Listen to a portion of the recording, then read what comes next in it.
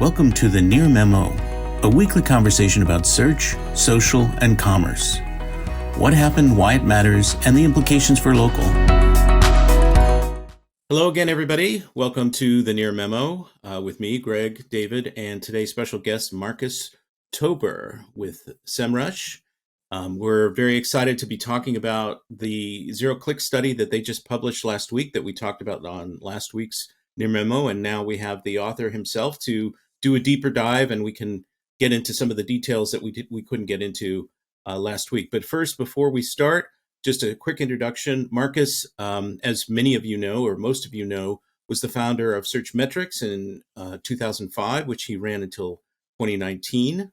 In 2016, he was voted the European Search Personality of the Year, which I'm hoping to win at some point in the future, even though I'm not a European. And then in January of this year, he joined Semrush, and he's got a kind of unique role that marries SEO, product engineering, and marketing. And he's the author of the study that we're going to be talking about today. So welcome very much. Welcome, Marcus, to the Near Memo. How are you doing? I'm doing very well. Hey, Greg. Hey, David. I'm honored and happy to be on your podcast. Yeah. Okay, so let's just jump into it. We talked a little bit about some of the topics we were going to discuss in the green room, but before we get into the meat of this discussion, why don't you give us a kind of overview of the study, its methodology, what prompted you to do this study, and some high-level observations. Yes. Yeah. Thanks for asking. I mean, the initial reason why we made a study is because 2 years ago, when Fishkin published his last study, I think he did the first a year earlier, like in 2019, and the last one 2020. That had I think as the result in 2020, like 70% of zero clicks, and we were kind of curious, like after the pandemic, or like maybe while still during the pandemic, how clicks have changed. It was just a curiosity. And another reason we thought we should do another study is because we really wanted to know what's happening on the search result pages, right? Google's investing a lot in their own products, like popular products on like maps and all these different things. And we wanted to understand, like, how is Google owning the user?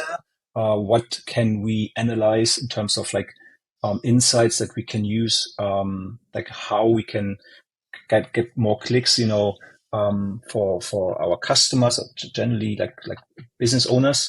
And that's why we thought in May, like, hey, we do have clickstream data, and we can kind of like build a sample that's purely focused on the US market. We didn't want it to make like a global study because it would be too diluted and kind of like too broad.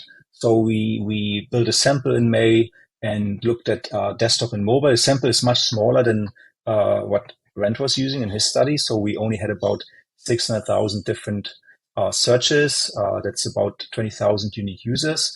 But we looked at the distribution of keywords and like the patterns we were seeing, so that we thought it's a good representation of real users, like within only the time range of May this year. And yeah, I mean, that's basically the methodology. We're using third-party vendors to acquire the clickstream data. The data in itself is anonymized. I mean, we could see, for example, like sessions, and we could see the URLs, which we are using for the analysis.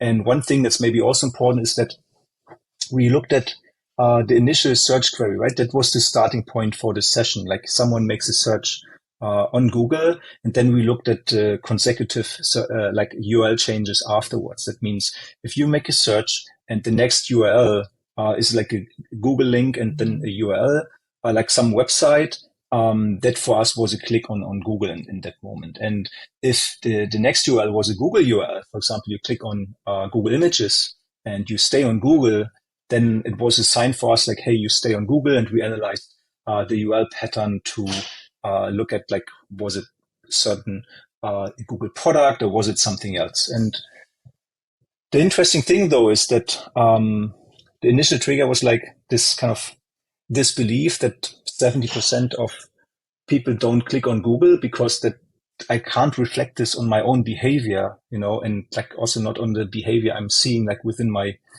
um, work life or like in my private life. And we came to a couple of conclusions that hopefully shed more light on what people actually are doing. That's why I'm so happy that we have been able to publish the study, because I really hope that people see that it's not about now having some numbers that we can blame Google, like how Google is trying to own the user and trying to kind of like lock in the user in all of their products and kind of like have a double, triple, and whatever kind of monetization strategy. And that was actually cool. I mean, of course, the blog post was only a result of what we kind of like studied. Of course, we had much more data and like looked at many different examples. And in the end, it's really interesting. And we will definitely talk about some of the outcomes within the podcast now. But in a nutshell, it was like why we started and what we did during the study. So you had 5 buckets of clicks or 0 clicks, as the case may be, that you were measuring. Could you define what those were and explain them a little bit? Yes. So we wanted to distribute the clicks that happen on Google in different buckets. So the definition of a 0 click for us is when a user makes an initial search and then nothing happens within 2 minutes. So this is what we call 0 clicks. And there might be many reasons. So it might be that you have a question and then you get an instant answer and you're happy, and then you just don't do anything. You just like discontinue using Google in that moment because you're happy. Another thing could be that you just like were distracted from like something happening around you, and within this 2-minute time frame that we defined as like this session, you just didn't did anything, but it was also a 0 click for us. And then we have the 2 other buckets, which one is Google keyword. So that means we look at the URL. That means where the same URL is like within Google, like when you make a query refinement, for example, you stay on Google search and you, for example, change the query. You have maybe like a shorthand term and then you refine the term, but you stay on Google search. This is what we call Google keyword. But we also looked at a couple of things here, for example, that how similar was the second query that you made? Like, did you use the same words and extended it? Or like we used similarity score for this and found some interesting insights that about 50% on desktop, on mobile it was a little bit less, 50% on desktop. The second keyword was had a similarity of 60% or more than to the initial query. So that gives us high confidence that on desktop, at least, I think on mobile it was like 33% or something, people indeed made a query refinement. But it means the other percent that's left, the query was not that similar, which could mean that people actually really got an answer, made a different query, or they used all these suggestions from Google, like similar searches or something else, and just clicked, didn't maybe even like manually change the query, but just clicked some of the suggestions that Google provide and made another search. So this is Google keyword. And the number between desktop and mobile is quite different. So on desktop, it was like only 18% of people doing this kind of like keyword change, but staying on the search page. And on mobile, it was like about 30%, which is quite of interesting. But we will talk about this later on. And the third bucket we had is Google Clicks. And Google Clicks means you stay in Google's ecosystem. You click maybe on a image pack and kind of like go straight to Google Images, or you click on Google Shopping or click on Google News, like within Google's kind of like tab. And in that moment, kind of like you stay on Google, but kind of like we consider this a Google click and have a distribution of what people are doing there. The one thing we couldn't track is that whenever you make a change, like not change, like whenever you click something within Google, like looking at the Google My Business profile, or maybe looking at maps, that in that moment when you did not produce a URL change, we couldn't actually track it. So it means there's a lot of things that happen on the page that do not produce a URL. That's something we couldn't track in that moment. And if you combine all these things, like our definition of zero clicks, Google keyword, and Google clicks, you end up with more than 50% of searchers that do not leave Google, that don't make any organic or paid click. So this is then more or less similar to what Rand had in his study. So it's even 57% on mobile, I think 53% on desktop. So it's not that far away, but I think like when you look at the definitions from our study, it's a little bit more nuanced. And you shouldn't forget that if people make a query refinement, that doesn't necessarily mean they got an answer or they were unhappy with the query. They just stay on Google to kind of like continue and then eventually go to a brand. The only thing is they do like 1, 2, 3 clicks until they make an organic or paid click, and not just like I search, I click, I'm done, because the customer journey definitely looks a little bit different, as you know. It's not like just one search, click, and the purchase. That's why I think this definition is a bit better than just saying all clicks that do not leave Google are zero clicks. So just to quickly summarize, you had Google clicks, Google keyword change, and zero clicks, and then you have organic clicks and paid clicks. And when you combine Yes. the three categories of Google clicks, keyword change, and true zero clicks, or where there was no action taken, you started to approach the Rand Fishkin number. It's not the same, but it's approaching it. And so your study is a little bit more nuanced and shows with a little bit more depth what users may be doing behind the sort of curtain of that zero click label. Yes. Okay. And I just want to just highlight for our audience what I think I heard you say, that just given our audience's general interest in local results and Google business profiles, that if someone did engage, if a participant in this study engaged with a Google business profile, that would actually fall into your true zero click bucket because the domain was still Google and they're interacting with the page, not going to a different Google property. Is that accurate? That's accurate. Exactly. So everything where Google has like interaction possibilities within the Google search result page, that's something we couldn't cover in that moment. So you're making distinctions in this part of the discussion about mobile and desktop. What at a very high level, what were the big differences that you observed between the two categories? Mm-hmm. So, I mean, I think important or like most visible is the difference in how fast a user makes a decision. So on desktop, almost 50% of all users made a click within the first 5 seconds, which is actually quite fast. And that kind of like just confirms this narrative of the user is not like just looking at the whole page. They just click, right? So, but on mobile, it's only 33% within the first 5 seconds. So it's a significant difference. And of course, I mean, you have less real estate on a mobile screen, but like the numbers confirm that people actually like really kind of like scrolling more on the mobile screen. So they take more time to digest the information and to then make decisions. Another one is like you had a much higher percentage of people clicking on visual results, so like images on mobile, which also mobile, makes sense. Yeah. On mobile, yes. So it makes also sense. I think people on mobile are more interested in like visual information, whereas on desktop you might do the search on in your office or like doing work. So you're more interested maybe in information than on just like looking at visual information. So that's definitely one of the bigger differences between desktop and mobile. Well, to follow up on that just quickly, you said in the blog post that mobile users were more likely to scroll past the initial Google SERP features at the top of the page, and engage in multiple searches versus desktop users. Is that accurate?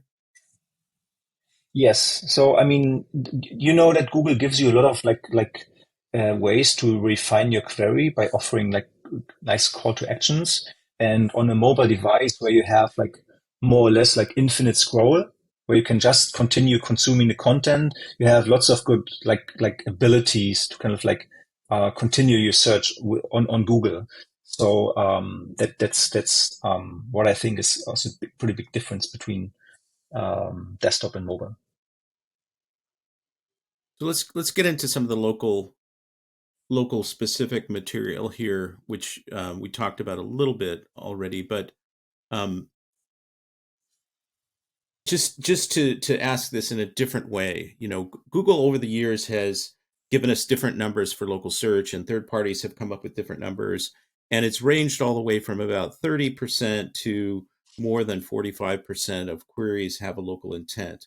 And it's never entirely clear whether they're talking about a blended result or mobile exclusively or what, but that's kind of been the range that Google has spoken about. But in your study, the numbers are much lower in terms of the secondary actions that people are taking. Now, you talked about not being able to measure clicks on Google My Business profiles, but how do you account for what seems to be a pretty large discrepancy between those numbers that we've always cited and what your study found around local intent or local queries?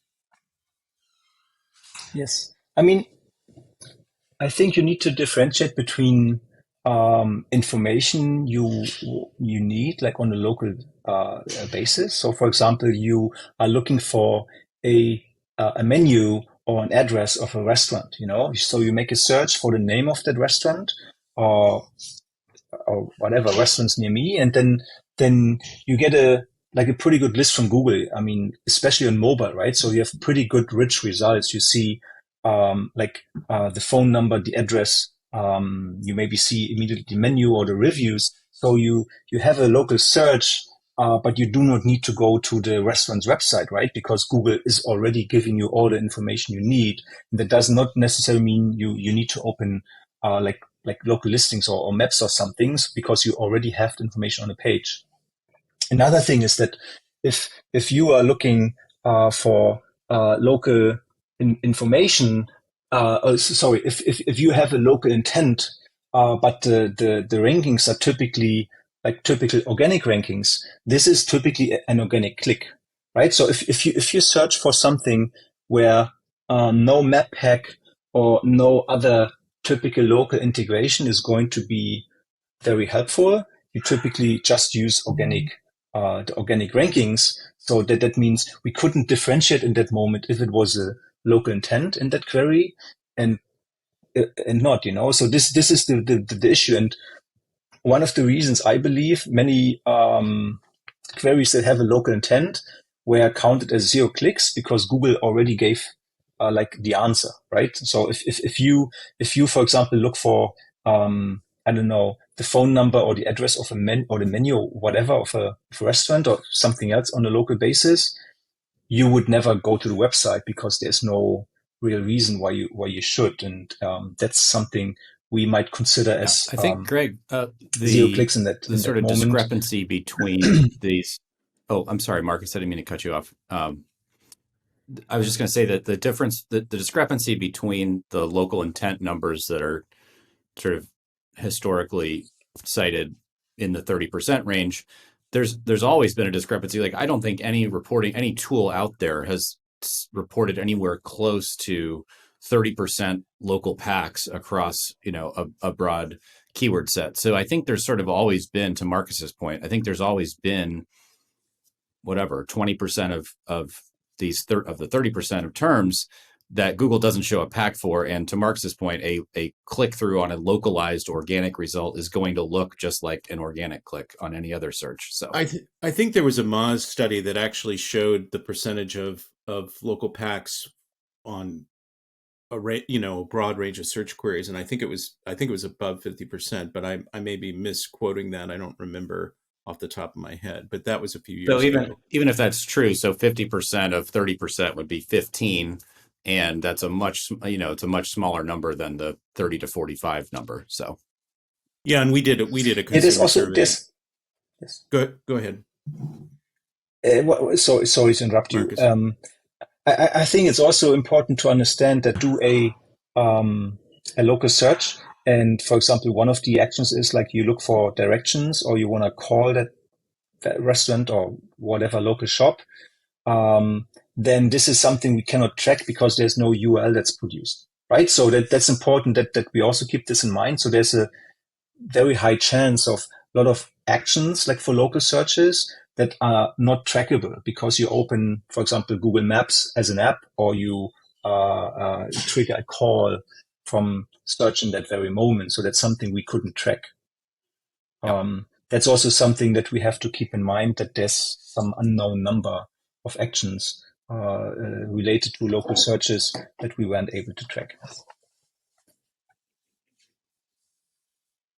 Marcus, I wanted to ask a question on paid results. Actually, I was very surprised. Well, generally, I was surprised with both desktop and mobile that the percentage of paid clicks was so low. I think on desktop it was something like 3% or 3.5% of clicks went to paid, and on mobile it was 0.02%.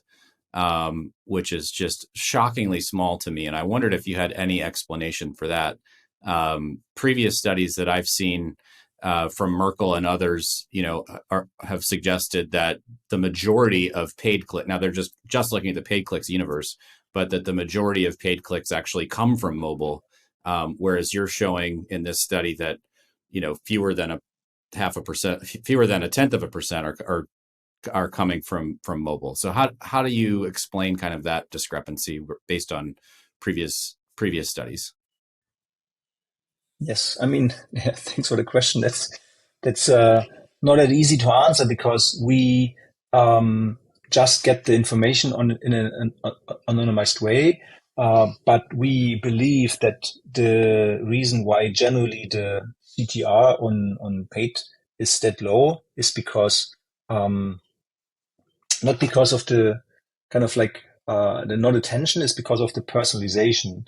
So I'm pretty sure that generally Google is really good in like tailor and personalize ads in the sense of that based on location or demographic or time of day and whatever parameter you take. Google is good in like tailoring paid ads, and this is something where I believe, especially on mobile devices, the percentage is very low. And there's also one thing that we shouldn't forget: we could only use clickstream data from browsers like Chrome on mobile devices. So that means if you use Google's app, like on Android, within like the search app, or on iOS, like Google's dedicated Google app, this is traffic we couldn't track. We could only track browser traffic. So there might be lots of reasons where, like personalization, time of day, whatever you name, the number of ads were low. And second, most likely Google is using its own apps, especially on mobile, to present ads in a very different, more appealing way and on a more personalized way. And it's something that's like a black hole for us. We couldn't capture that kind of traffic. Well, it's interesting because I think the number was 1.8% on desktop for paid clicks, and then it was like 0.02 on mobile. That's the explanation that we have. Yeah. Well, what I was going to say is that often on a mobile search result, the ads take up the entire screen, the initial screen that you see. And so what you observed about people scrolling down the page suggests that people are blowing right by the ads to get to what they perceive to be better information or to see more choices. Yes, I do not believe that the numbers are the full picture because of so many factors that will adjust and change the ads for you. Whereas with organic results, it's much more like non-personalized and like much easier to track. That's the reason I believe it's so low. And generally, the more personalized ads become, the less likely it is that we have a good tracking on them. I was going to also suggest that this is great ammunition for organic marketers everywhere, even if this is only directionally accurate. I think it does sort of flow against the grain of the prevailing narrative around, Google monetizing an increasing number of SERPs from yours truly in many cases, but that there is still a lot of opportunity, and there should be significant budget still continuing to be committed to improving organic presence versus just based on the available clicks. I mean, if you're talking about, certainly south of 1%, and how far south, potentially maybe there's some variation there, but like 99% of the clicks on mobile are coming to non-paid. It seems like that's probably a pretty different story than a lot of CMOs and VPs of digital have heard so far. Yeah, I mean, we should. I mean, that's a very good point. I mean, if the interesting thing, Google hasn't like released any public numbers on how many searches they have per day since many years. I don't know when it was the last time, but I think like 6, 7, 8 years ago, I think they said like 8 billion searches are done every day. I think that's the last number that I have in mind. And if, let's say 50% or more than 50% of searches are made on mobile devices, like say 4 to 5 billion per day, and it would really be the case that you have like 30% of, clicks going to paid, I'm sure that Google would have a very different revenue. So I do not believe that paid clicks are like 30%. I really doubt that. But it definitely is higher than the percentage we have for the reasons that I was trying to explain. So David's comment is kind of a good segue to the last kind of portion of our discussion.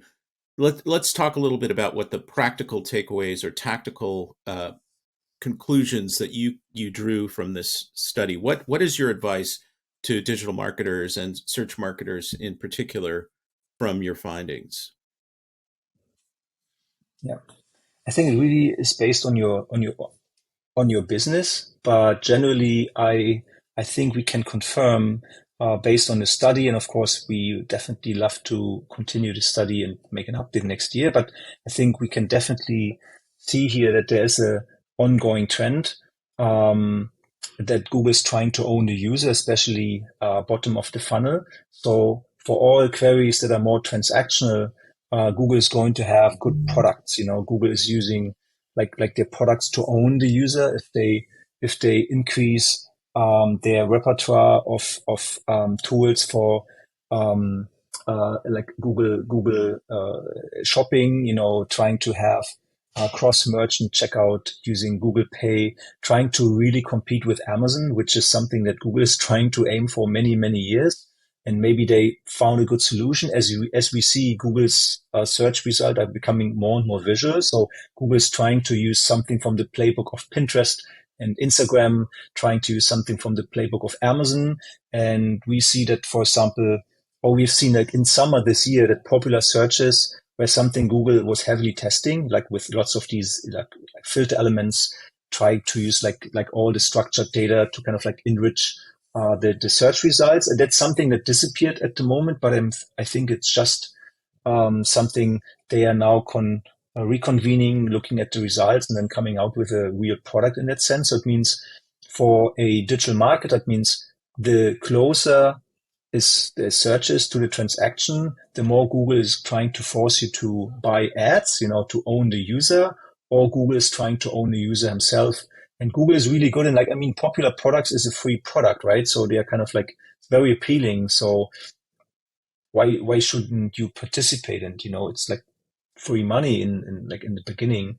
But I think the other takeaway is that there's still a lot of clicks going to organic. So that means it's an opportunity for a brand. So that means the higher in the funnel, so top of funnel, it's less likely that Google can own and will own the user because the user is undecided and Google wants to be very short and like user and transaction. That means that brands should definitely make sure that they have their website and their content in the place that they can own the user. And one example I was using in one of my presentations a couple of weeks ago is that if you are a guitar shop, like maybe a local guitar shop or like a global e-commerce guitar shop, that you should produce content in, why you should learn to play a guitar and how to play a guitar. You should try to think of what steps are necessary for a user that in that moment he wants to purchase a guitar and not just have the products. And I think this is a good strategy for brands. And thank Lord, we still have about 45% clicks going to organic. So it's a good opportunity for us to still get enough traffic and own a user, because long term on transactional queries, the brand or we might never come in touch with the user anymore, because Google is fully owning the user at the moment. I was going to ask you a question about small businesses and agencies that work with small businesses, and if you have any distinct advice for them, because I mean, it's not always possible for the small business to compete at the level of category searches or at the highest level. Is there, just very quickly, is there anything you would say different advice for agencies dealing with small businesses? So I think for small businesses, the opportunity going forward is Google Maps. So Google is going to put a lot of money and effort in improving their Maps product. So that means if you use structured data, if you are able to empower your customers to leave a review, if you are able to kind of like create an experience that's good for especially the local users. I mean, SMB is often like dominated for local stuff, right? Because that's kind of how that works. And I think if you use more from the playbook of using a schema and reviews and trying to kind of be good in not just one channel like just search, but in various channels, meaning Maps and Google My Business and all these things, I believe this is the best strategy to get customers by not just paying for them. All right. Well, we've come to the end of the podcast. We obviously have more questions, and it would be great to follow up and have another session at some point. But thank you very, very much, Marcus Tober, for talking with us and explaining the very interesting results of your study. And we look forward to the next one and to see those results when it comes. So thank you again, Marcus. And thanks, everybody, for listening. Subscribe to our newsletter, download the podcast. We'll see you next time. Thanks for joining David, Mike, and Greg. To stay on top of the latest developments in local, subscribe to our newsletter at nearmedia.co. We'll see you next week.